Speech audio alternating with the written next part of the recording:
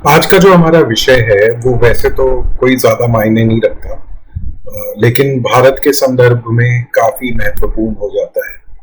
खासकर जब हम अपना विश्वास अपने हिंदू भाई बहनों से बांटते हैं तो ज्यादातर इस विषय पे चर्चा होती है। तो आइए आज देखते हैं कि बाइबल इस बारे में क्या कहती है। मांस खाने की अनुमति बाइबल में हमें कहाँ मिलती है, और क्या जानवर को मारना मनुष्य को मारने के समान है। तो मेरा एक स्कूल में मेरे साथ पढ़ने वाला क्लासमेट था, जिसको जब पता लगा कि मैं प्रभु यीशु मसीह में विश्वास करता हूँ तो उसके मन में तो मैं ईसाई बन गया था। तो उसने मेरे से पूछा कि फिर तो तुम नॉन वेज खाते होगे। तो मैं ईसाई बनने से पहले ही, मसीह बनने से पहले ही नॉन वेज खाता था, लेकिन फिर भी मैंने उसको कहा, मैंने कहा हाँ मैं पहले से खाता था, पर हाँ क्रिश्चियन लोग नॉन वेज खाते हैं। तो उसने कहा तुम्हें पता है बाइबल में मना है नॉन वेज खाना। मैंने कहा कहाँ मना है बताओ। तो उसने मुझे बताया, जो वचन उसने बताया मैंने गूगल पे सर्च किया कि वो वचन कहाँ पे है, और उसने मुझे ये बताया था। उसने कहा बाइबल में इस तरह से लिखा है कि बैल का बलि करने वाला मनुष्य को मार डालने वाले के समान है। तो उसने कहा देखो जानवरों को मारना मना है बाइबल में। मैंने कहा नहीं ऐसा नहीं है। मैंने सर्च किया कि ये बाइबल में कहाँ है, और उस पूरे अध्याय को मैंने पढ़ा जो कि यशायाह नबी की पुस्तक उसका 66वां अध्याय और उसकी 3री आयत में इस तरह से लिखा है। और इसका कॉन्टेक्स्ट, इसीलिए मैं कहता हूं कि कोई भी वचन संदर्भ में देखने की जरूरत है कि वो किस संदर्भ में कहा गया है।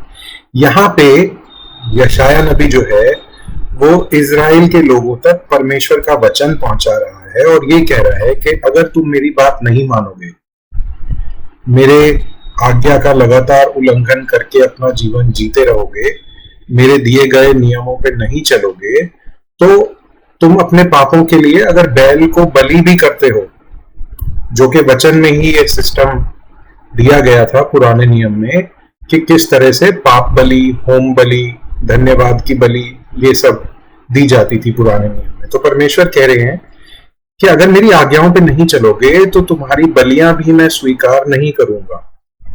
और अगर तुम बैल की पाप बलि चढ़ाते हो, पाप बलि के रूप में किसी बैल को काट के मेरे को बलि पेश करते हो, तो वो मेरे लिए ऐसा अपराध होगा जैसे मनुष्य को मार डालने के समान।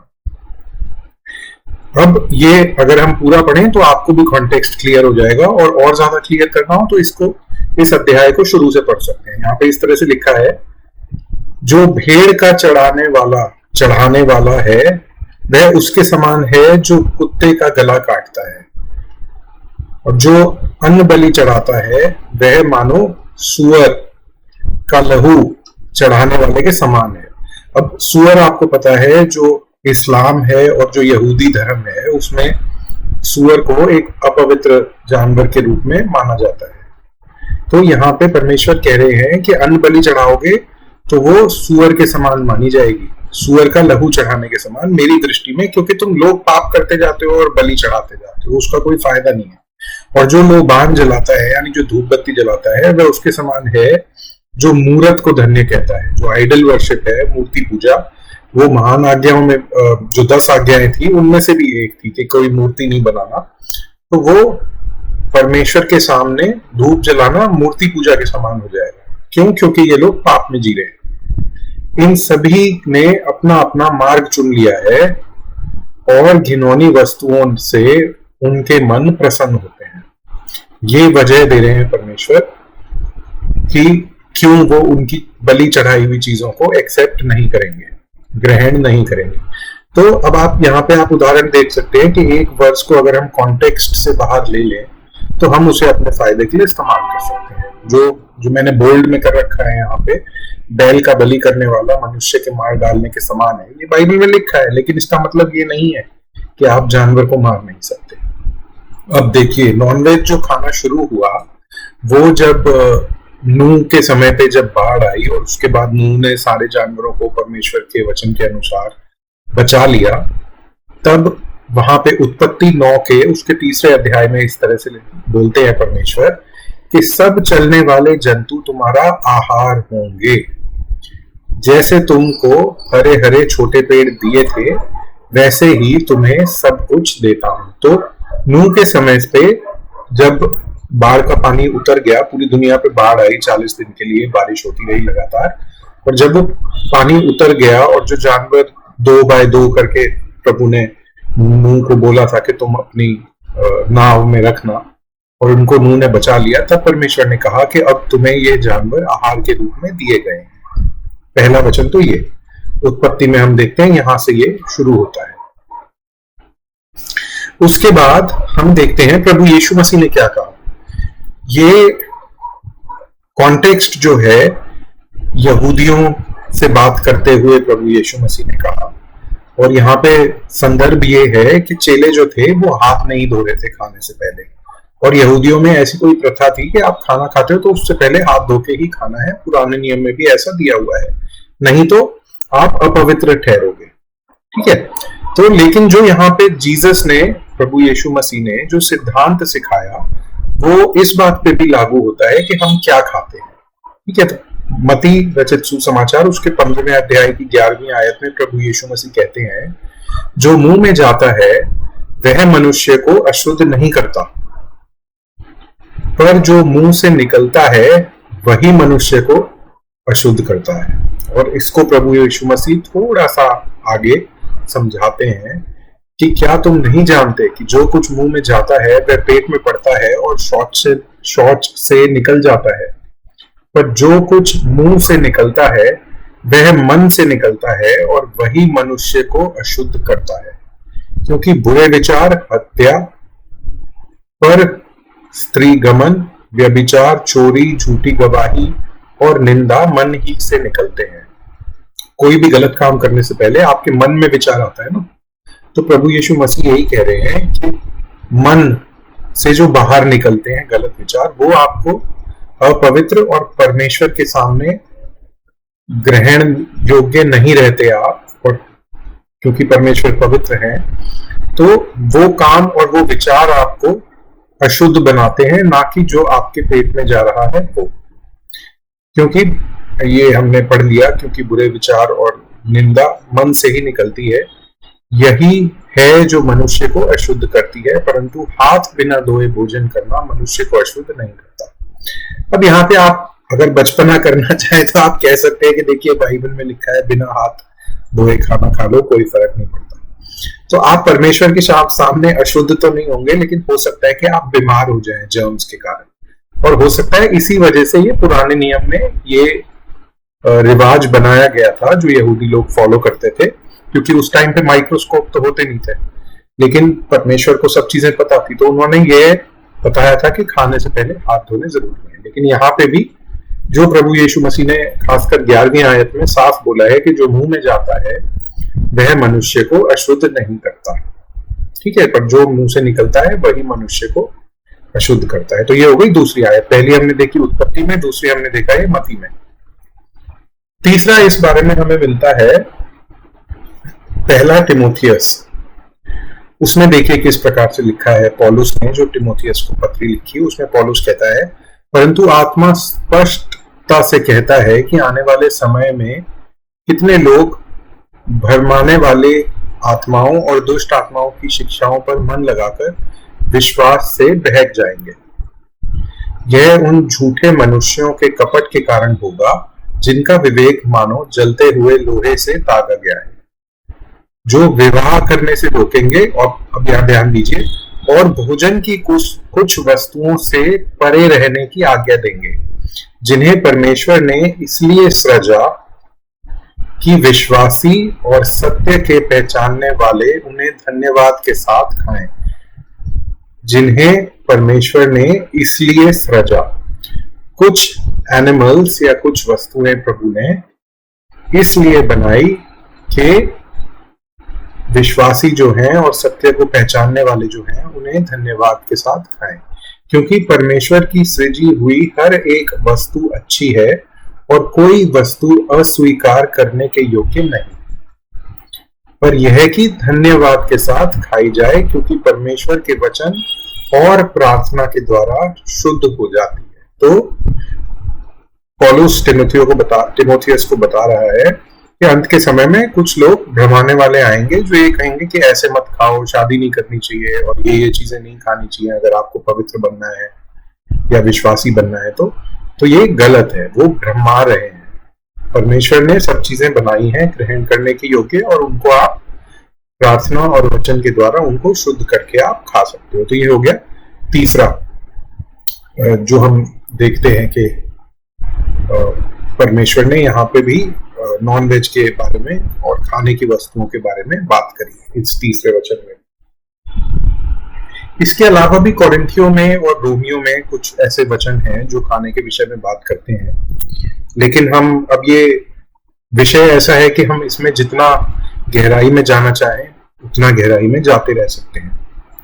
हम इस बारे में भी बात कर सकते हैं वचन से बाहर जाके कि किस तरह के दांत होते हैं मांसाहारी जानवरों के और शाकाहारी जानवरों के। कुछ लोग कहते हैं होठ से पानी पीना, जीभ से पानी पीना, इस चीज से पता लगता है। उसके बाद हमारा जो पूरा डाइजेस्टिव सिस्टम है, पाचन तंत्र है, वो किस तरह से बनाया गया है, क्या वो ग्रहण करने के योग्य है, यानी उन सब डिटेल्स में हम नहीं जाएंगे। लेकिन हम एक और इम्पोर्टेंट विषय में जाएंगे जिससे हमें ये पता लगेगा, जो हमारा दूसरा सवाल था। तो पहला जो सवाल हमने देख लिया कि बाइबल में मांस खाने की अनुमति हमें कहाँ कहाँ पे दी गई है। ठीक है, इसके लिए हमने 3 जगह पे देखा, उत्पत्ति, मती और तिमोथियस। उसके बाद हम दूसरे सवाल पे आते हैं कि क्या जानवर को मारना मनुष्य को मारने के समान है। तो इसके लिए आप ये आयत देखिए, मैं इसको इंग्लिश में पढ़ता हूँ क्योंकि हिंदी की ट्रांसलेशन बहुत क्लियर नहीं है। And the Lord God formed man of the dust of the ground and breathed into his nostrils the breath of life, and man became a living soul. अब यहाँ पे हम जो मसीह लोग हैं, बाइबल में हम जब पढ़ते हैं, बहुत जगह हम इस कॉन्सेप्ट को पढ़ते हैं कि जो मनुष्य है वो 3 चीजों से बना है। मनुष्य के अंदर आत्मा है, उसके अंदर प्राण है और उसके अंदर देह है। ये जो हमने अभी वचन पढ़ा उत्पत्ति 2 अध्याय से, यहाँ पे लिखा है कि परमेश्वर ने अपनी श्वास इंसान के अंदर डाली और वो एक लिविंग सोल बन गया। हिंदी में लिखा है जीवित प्राणी, लेकिन सोल को आप प्राणी नहीं कह सकते, है ना। प्राणी तो लिविंग थिंग हो गया, लेकिन he became a living soul। तो इंसान जो है वो 3 चीजों से बना है। इंसान के अंदर सोल है जो परमेश्वर की श्वास के द्वारा आया जब परमेश्वर ने पहले इंसान आदम को बनाया। हमारे अंदर प्राण है जो कि स्पिरिट है, और देह है जो कि बॉडी है। अब यहाँ पे इंग्लिश हिंदी ट्रांसलेशन में जो कॉमनली यूज होता है उससे थोड़ा सा कंफ्यूजन हो सकता है, क्योंकि हिंदी में और इंग्लिश में आत्मा को हम स्पिरिट बोलते हैं ज्यादातर इंग्लिश लैंग्वेज में, लेकिन बाइबल में अगर देखें तो हम आत्मा को बोलेंगे सोल और प्राण को बोलेंगे स्पिरिट और देह को बोलेंगे बॉडी। तो जो इंसान है उसके अंदर सोल है, स्पिरिट है, बॉडी है, आत्मा है, प्राण है और देह है। लेकिन जो जानवर है, जैसे ये डॉगी भौंक रहा है, इसके अंदर सोल नहीं है, इसके अंदर प्राण है और इसके अंदर देह है। ये परमेश्वर ने इसे बनाया है प्राण के साथ और देह के साथ, लेकिन इसके अंदर सोल नहीं है।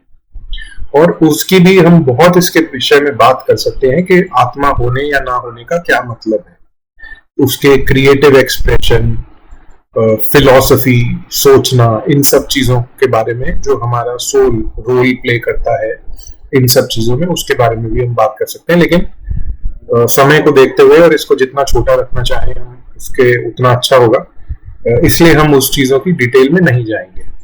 तो बाइबल में साफ दिया है कि परमेश्वर ने सिर्फ मनुष्य के अंदर अपनी श्वास फूकी, जिससे कि मनुष्य एक लिविंग सोल बन गया। ठीक है, तो ये एक डिस्टिंक्शन है, ये एक मतलब अलग विचार है जो कि बाइबल प्रस्तुत करती है, एक अलग वर्ल्ड व्यू है जो बाइबल का है ईस्टर्न रिलीजन से हटके, जिसकी वजह से हम ये मानते हैं कि जानवर जो है उसको मारना और मनुष्य को मारना एक बात नहीं है। क्योंकि मनुष्य परमेश्वर के स्वरूप में बनाया गया, जानवर परमेश्वर के स्वरूप में नहीं बनाए गए। दूसरी बात, जो मनुष्य है उसके अंदर परमेश्वर ने एक सोल दिया है, जानवरों के अंदर सोल नहीं है, स्पिरिट और बॉडी है। ठीक, अब ये कॉन्सेप्ट अभी तक तो हमारा क्लियर हो गया, लेकिन जो नया नियम है, नए नियम में हमें सबसे जो बड़ी बात सिखाई गई, जो प्रभु यीशु मसीह ने खुद भी सिखाई, और नए नियम में सबसे महत्वपूर्ण बात है प्रेम। और इस प्रेम के चलते पौलुस पहला कोरिन्थियों उसके 8वें अध्याय और 13वीं आयत में इस तरह से बोलता है कि अगर मेरे मांस खाने से मेरे भाई को ठेस पहुंचती है, तो मैं जब तक जीवित हूं, जब तक दुनिया है, तब तक मैं नहीं खाऊंगा मांस। बोलता है I will eat no flesh while the world stands, कि कहीं ऐसा ना हो कि मेरे भाई को ठोकर लगे, lest I make my brother to offend. तो इस बात को भी हमें ध्यान रखना है कि हमें जितना कम से कम हो सके वाद विवाद इस चीज को लेके करना है। अगर आप अपने भाई या अपनी बहन, भाई बहन से मेरा मतलब इवन अनबिलीवर के लिए, जो अविश्वासी हैं, उनके भी लिए अगर आपको छोड़ना पड़े तो आपको छोड़ देना चाहिए। अब कुछ लोग कहेंगे कि दूसरों की वजह से मैं अपनी फ्रीडम को क्यों त्यागूं, मैं अपनी स्वतंत्रता या मेरा जो मन आएगा मैं तो करूंगा, दूसरों से क्या मतलब, उनको ठेस पहुंचे इसलिए मैं अपनी स्वतंत्रता छोड़ दूं। तो इस विषय में इस एग्जैक्ट सवाल का जवाब पौलुस देता है, और पौलुस कहता है जवाब में कि हाँ, हम ये चाहते हैं कि लोग विश्वास में आए, इसलिए हम उनको विश्वास में लाने के लिए हमें कुछ सैक्रिफाइस भी करना पड़े, कुछ बलिदान भी करना पड़े तो हम कर देंगे। मैं आपको एक सेकंड में वो आयत भी देख के बता देता हूं, मैंने सेव करी हुई है।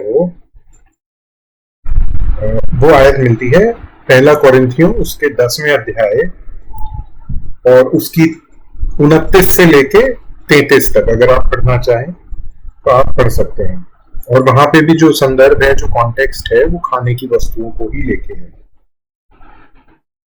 और इसका अंत इस तरह से होता है, ये आखिरी वचन है 10वें अध्याय का पहला कोरिन्थियों के, even as I please all men in all things, not seeking mine own profit but the profit of many that they may be saved. मैं दूसरों के भले की सोचता हूं, अपने भले की नहीं सोचता, ताकि वो भी बचाए जा सके।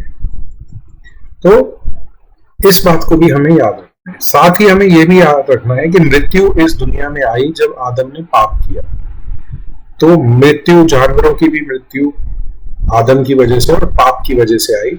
जो स्वर्ग होगा, जहां पे लिखा है कि छोटा बच्चा सांप के साथ खेलेगा और शेर और बकरी दोनों साथ बैठेंगे, वहां पे मृत्यु नहीं होगी। और स्वर्ग का जो विवरण प्रकाशित वाक्य में दिया हुआ है, वहां पे भी लिखा है कि वहां पे इस तरह के पेड़ होंगे जिनमें 12 तरह के फल लगेंगे, और वहां पे भी कुछ मांस मच्छी खाने का कोई जिक्र नहीं है। और वचन में ही जो मेरा समझ है वचन पढ़ने से, मैं ये सोचता हूं कि वहां पे भी जो ये नॉन वेजिटेरियन और मांस मच्छी होगी, ये सब नहीं होगा। तो ये भी एक सच्चाई है जो वचन जिस तरह से पेश करता है, उसको भी हमें मानना पड़ेगा। और रोमियो में देखिए पौलुस किस तरह से इस पूरे एक तरह से जो वाद विवाद है, इसको कंक्लूड करने के लिए शांतिपूर्ण तरीके से एक बहुत अच्छा विचार प्रस्तुत करता है। और वो ये है कि खाने वाला न खाने वाले को तुच्छ न जाने, और न खाने वाला खाने वाले पर दोष न लगाए, क्योंकि परमेश्वर ने उसे ग्रहण किया है। यहाँ पे रोमियो में संदर्भ विश्वासियों का है, लेकिन फिर भी शांति के लिए ये एक अच्छा प्रस्ताव है पौलुस की तरफ से कि जो खाता हो वो दूसरे को ना बोले, चाहे वेज हो चाहे नॉन वेज हो। आपको जो अच्छा लगता है आप खाइए, दूसरे को मत बोलिए। तुच्छ ना जाने मतलब उन्हें छोटा मत समझिए, ठीक है ना, और दोष मत लगाइए, क्योंकि वो परमेश्वर के सामने परमेश्वर ने उन्हें ग्रहण किया है। तो ये इस विषय में कुछ विचार थे, और ये बहुत बड़ा विषय बन जाता है। इतना बड़ा विषय ये है नहीं। अगर आप किसी अन्य जाति से, अविश्वासी से बात कर रहे हैं, तो मेरा सुझाव ये है कि इस विषय पे, नॉनवेज के विषय पे कम से कम समय बिताइए। जो आपकी बातचीत है, जो आपका वार्तालाप है, जो वाद विवाद है, उसकी डायरेक्शन को घुमाइए प्रभु यीशु मसीह के क्रूस की तरफ। किसी भी अविश्वासी से अगर धर्म की बात कर रहे हैं, उनसे ये पूछिए कि पापों की क्षमा कैसे है और हमारा उद्धार कैसे होगा। हमारे पापों की क्षमा एक पवित्र परमेश्वर कैसे कर सकते हैं। और हमेशा प्रभु यीशु मसीह के महान बलिदान की बात करिए। लोगों को बताइए कि किस तरह से हम खुद पापी होने के कारण पवित्र परमेश्वर की उपस्थिति में नहीं आ सकते थे, लेकिन प्रभु यीशु मसीह ने हमारे पापों के लिए क्रूस पर अपनी जान दी, अपना पवित्र लहू बहाया, हमारे पापों का बोझ क्रूस पर अपने ऊपर उठाया और वो मारे गए, गाड़े गए और तीसरे दिन मुर्दों में से जी उठे। और अब वो परमेश्वर के साथ है, परमेश्वर के दाहिने हाथ पर हैं। वो खुद परमेश्वर हैं जो कि सबका न्याय करते हैं। और जब हम उनके न्याय के सिंहासन के सामने खड़े होंगे, किताबें खुली जाएंगी और उनमें से हमारे पाप पढ़े जाएंगे, लेकिन हम ये कह सकते हैं कि प्रभु, हमारे पापों की सजा प्रभु यीशु मसीह को मिल चुकी और उन पे विश्वास करने के द्वारा मुझे क्षमा मिली। ये सुसमाचार है। हमेशा जहां तक हो सके ये बताने की, ये बोलने की कोशिश करिए और जो कॉन्वर्सेशन है उसको इसी पॉइंट पे, प्रभु यीशु मसीह के क्रूस पर केंद्रित रखिए। यह सबसे अच्छा रहेगा।